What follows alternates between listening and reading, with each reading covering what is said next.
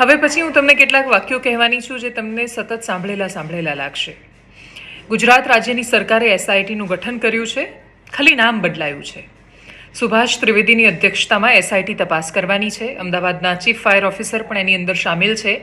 ગાંધીનગરથી એ લોકો રાજકોટ જવા રવાના થઈ ગયા છે. ફરક એટલો હતો કે 2 વર્ષ પહેલાં એ લોકો અમદાવાદ જવા રવાના થયા હતા અને 5 વર્ષ પહેલાં સુરત જવા રવાના થયા હતા. ચહેરા અલગ હતા. મુખ્યમંત્રીનું નામ પણ બદલાઈ ગયું છે. પહેલાં વિજયભાઈ રૂપાણી હતા, આ વખતે ભૂપેન્દ્રભાઈ પટેલ છે. એની પાછળની ટેગલાઇન પણ બદલાઈ ગઈ છે. પહેલાં સંવેદનશીલ મુખ્યમંત્રી હતા, આ વખતે મૃદુ અને મક્કમ મુખ્યમંત્રી છે. ગૃહમંત્રીઓ પણ બદલાઈ ગયા છે.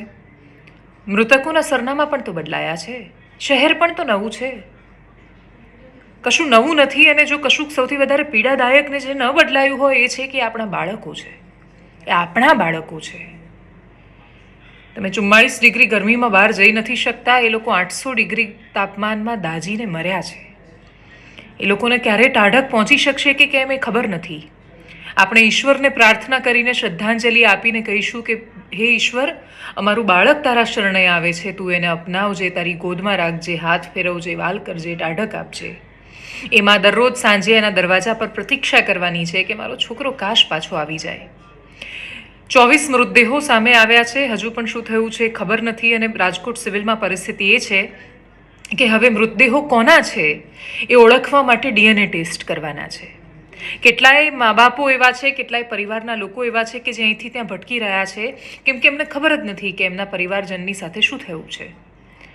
ગોંડલની આજુબાજુના લોકો છે. હાલ પ્રાથમિક દ્રષ્ટિએ એવી માહિતી સામે આવી છે. પ્રોબ્લેમ શું હતો તો પ્રાઇમા ફેસી કહ્યું કે ભાઈ એનઓસી જ નહોતી એની પાસે. તો પણ એનઓસી નહોતી તો એ ચાલુ કેવી રીતે થયું એનો કોઈની પાસે જવાબ નથી. રૂટીન છે ને. તો તક્ષશિલામાં એ ક્યાં ખબર હતી કે ઉપર કેમનો શેડ બની ગયો છે.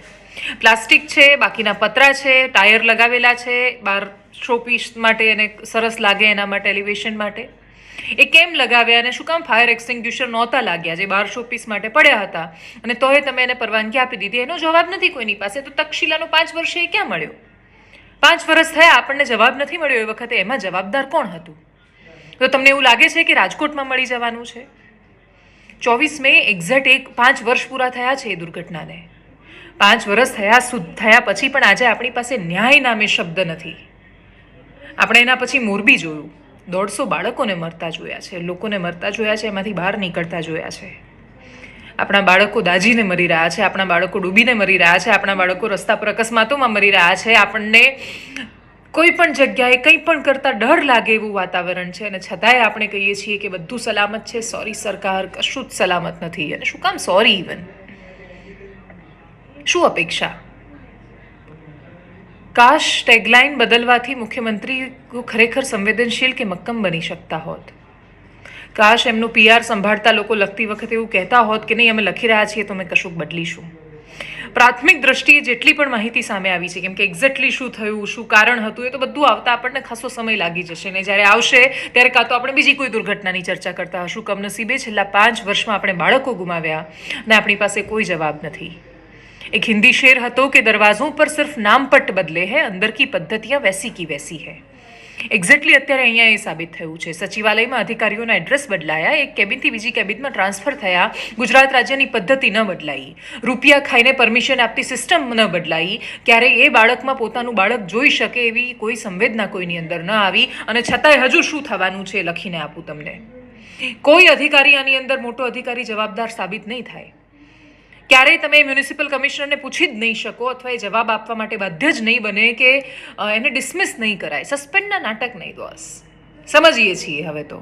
ખાસા વર્ષો થઈ ગયા પત્રકારત્વમાં, કથિત પત્રકારત્વમાં, કે જ્યાં દરેક વખતે ગિદ્ધની જેમ મૃતદેહો જોવા માટે અને પછી એને ચૂંથીને એની ઘટનાઓ કહેવા માટે મજબૂર બનવું પડે છે.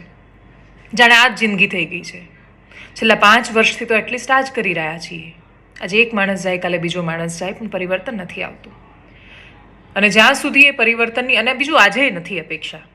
તક્ષશિલા વખતે તો અપેક્ષા હતી મને, નવું એવું લાગતું હતું કે બધું બદલાઈ જશે અને ક્રાંતિ થઈ જવાની છે. એ ભ્રમ તૂટી ગયા છે સિસ્ટમ પરથી. એક ભરોસો આવી ગયો છે કે આ દેશમાં, આ દેશના નાગરિક સિવાય કોઈ કશું નથી બદલી શકતું. પણ આ તો એ નાગરિકો છે કે જે આજે જ્યારે અમારા પત્રકારે વાત કરી ત્યારે કશું જ નહીં, ખાલી માવો ખાતા ખાતા જોવા આવ્યા હતા. સોરી રાજકોટના નાગરિકો, સોરી. અમુક ઘેટાઓ, જનરલાઇઝ ન કરું તો પણ આ તમાશો જોવાની વસ્તુ નથી કે ના આ સરકારના બચાવમાં ઉતરી જવાની વાત છે. આ તો પ્રશ્ન કરવાનો સમય છે. તમારી આંખોના ખૂણા ભીના નથી થતા, તમારી અંદરની સંવેદનાઓ તમને પ્રશ્ન કરવા માટે મજબૂર નથી કરતી, તમને એ વિચાર નથી આવતો કે ચહેરાઓ બદલાઈ જાય છે પણ છતાંય કશું કેમ નથી બદલાતું. તો તમને ખબર બધું બદલાયું. મુખ્યમંત્રી આવીને ગયા, અધિકારીઓ આવીને ગયા, નેતાઓ આવીને ગયા. શું નથી બદલાયું ખબર છે? તમારો ને મારો સ્વભાવ, સ્વીકારી લેવાની વૃત્તિ, એડજસ્ટ થઈ જવાની ને દરેક વખતે અનુકૂળ થઈ જવાની વૃત્તિ જે આપણી અંદર ઘૂસી ગઈ છે ને કે આમ જ ચાલે, એ આપણને ઘેટા બનાવે છે.